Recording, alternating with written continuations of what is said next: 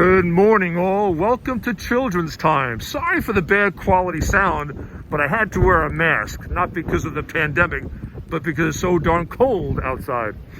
I wanted to share with you a story today that hopefully might have some kind of impact or relevance to the readings we'll hear about today in church. You know, there's a big part of the reading talking about ascension or going up, climbing, and I find that whole notion is very inspiring to me personally. Wherever I am, can I move up? Can I get better at what I do? And I have a story today about somebody very special that I think might be useful and of interest to a number of you out there.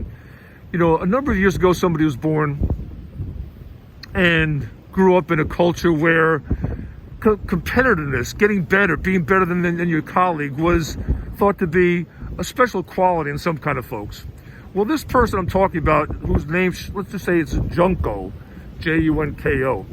Junko came from a family of seven children. So there wasn't a lot of money to go around for sports and athletics and those kind of things. But Junko pursued their dream of communing with nature, going on hikes, climbing small hills and stuff, and got pretty good at it. So good that one day, back in May of 1975, they actually climbed one of the largest mountain we always hear about, mountain climbers climbing, Mount Everest. Yes, Junko became the first ever in May of 1975 to climb Mount Everest. Oh, by the way, some of you say, well, wait a minute, other people climbed Mount Everest before Junko, and that's true. But, you see, Junko was the first woman to ever do it. Junko was born in Japan, back in a culture in those days where women were supposed to stay home and take care of children. Stereotype, but nonetheless, that's the way it was back then. Fortunately for Junko, she broke a lot of barriers and gained the respect of men and women of that period in achieving great things. She set a standard and was inspirational to so many people, not only in the sport of mountain climbing, but in general. The Japanese women, she always has been a model and a hero of sorts.